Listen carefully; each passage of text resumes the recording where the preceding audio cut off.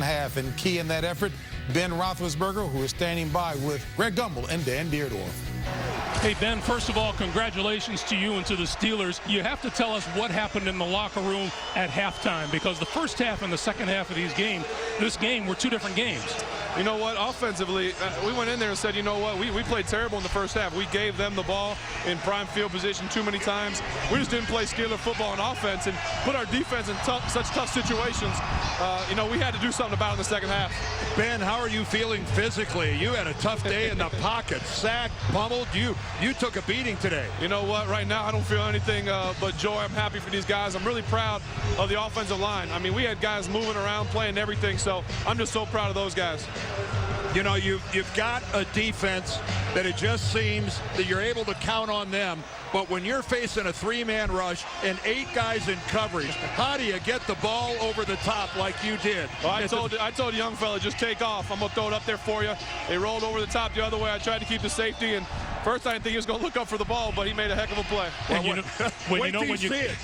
when you come down to when you need things most, it seems you go back to reliable people like Heath and Hines. Absolutely. That's what they do. They're old faithfuls. They're reliable. Hines been doing this for 30 years, it seems like, and he never slows down. Got held out early in the first half. Second half, he bounces back and makes plays. Hey, Ben, thanks so much for your time. Guys, Congratulations to you. Thank you. Congratulations.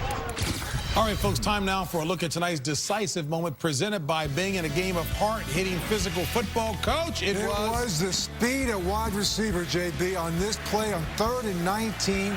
Antonio Brown runs right by Ladarius Webb. And I'll tell you, these two young players, Antonio Brown and Emmanuel Sanders, they were the difference in this game. And look at that ball. It was put right on the money. Use your helmet, whatever it takes, just snatch it through your body. What a play. And ironically, the 4th and 19 play was when T.J. Houshmandzadeh dropped the ball at the end of the game.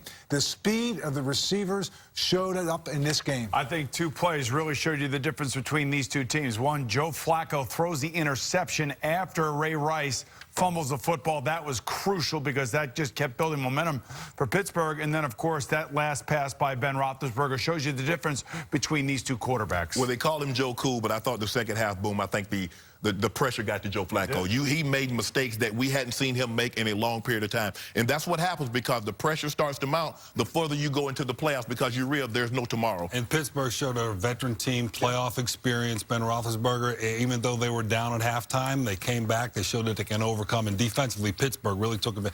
They had 3 turnovers, sacked Flacco 4 times, only 28 total yards. This was pretty strong. This was a very poorly officiated ball game. I don't care what anybody says. The score, Pittsburgh won the game. I don't want to take anything away from them, but this was a poorly officiated ball game. Too much of the officials. Yes. All right, we just got a call from the supervisor of officials. They're going to be finding Shannon here, but we're going to step aside for a quick timeout. When we come back, the veteran Hines Ward with his thoughts.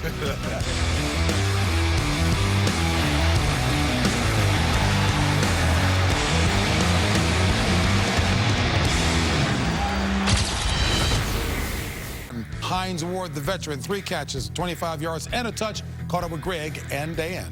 Hey, Hines, we were just talking with Ben Roethlisberger. He says it seems like you've been doing this for 30 years. It hasn't been quite that much, but I guess you turn it on once in a while when you need to, huh? You know what? This is when it counts the most, the playoffs. That's what playoff football is all about.